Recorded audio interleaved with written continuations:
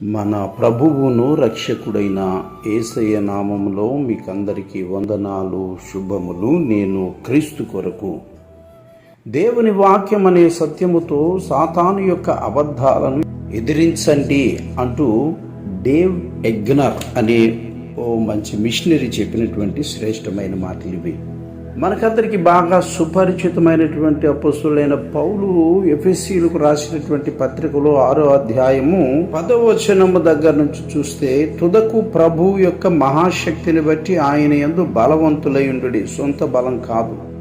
మీరు అపవాది తంత్రములను ఎదిరించుటకు శక్తివంతులగునట్లు దేవుడిచ్చు సర్వాంగ కవచములు ధరించుకొనుడి. ఏలయనగా మనము పోరాడినది శరీరులతో కాదు గాని ప్రధానులతోనూ అధికారులతోనూ, ప్రస్తుత అంధకార సంబంధులకు లోకనాథులతోనూ, ఆకాశ మండలమందున్న దురాత్మల సమూహముతోనూ పోరాడుచున్నాము. అందుచేతను మీరు ఆపద్దినమందు వారిని ఎదిరించుటకును సమస్తము నెరవేర్చిన వారై నిలువబట్టుకును శక్తివంతులగునట్లు దేవుడిచ్చు సర్వాంగ కవచమును ధరించుకునుడి. ఎలాగనగా మీ నడుమునకు సత్యమును దట్టి కట్టుకుని నీతి అని మైమరు తొడుక్కుని పాదములకు సమాధాన సువార్త వలనైన సిద్ధ మనసును జోడు తొడుగుకుని నిలువబడుడి. ఇవన్నీగాక విశ్వాసమును డాలు పట్టుకునుడి, దానితో మీరు దుష్టుని అగ్ని బాణములన్నిటినీ ఆర్పుటకు శక్తివంతులగుదురు. మరియు రక్షణయను శిరస్త్రాణమును దేవుని వాక్యమును ఆత్మ ఖడ్గమును ధరించుకొనుడి.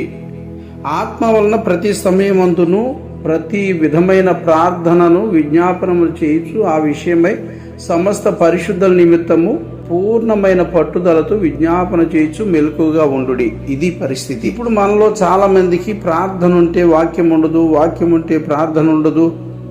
మారు మనసు లేని వారే ఎక్కువగా కనబడుతున్నారు. దేవుని యొక్క కృపను బట్టి శక్తివంతులు అవ్వడానికి, ఎదగటానికి, వాక్యం ద్వారా ఎదగటానికి పెద్దగా ప్రయత్నాలు జరగటం లేదు.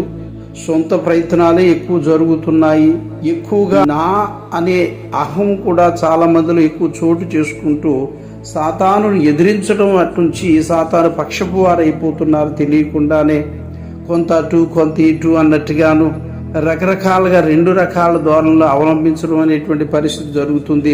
నిజంగా మనం ఇక్కడ ఎఫెసీ పత్రిక 6వ అధ్యాయం 10 నుంచి 18 దాకా చదువుకున్నాం ప్రియులారా.